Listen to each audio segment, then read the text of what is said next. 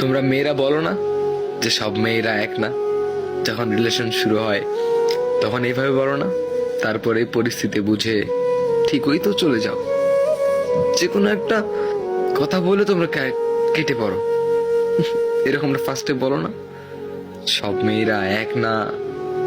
হায়, কিছু কিছু মেয়েদেরকে আমি একটা কথা বলতে চাই, যদি কোনো মধ্যবিত্ত আমার মতো, যদি কোনো মধ্যবিত্ত তোমাকে প্রপোজ করে, বা যদি কোনো মধ্যবিত্তকে তুমি পছন্দ করো, তাহলে প্লিজ তার সঙ্গে রিলেশন করো না।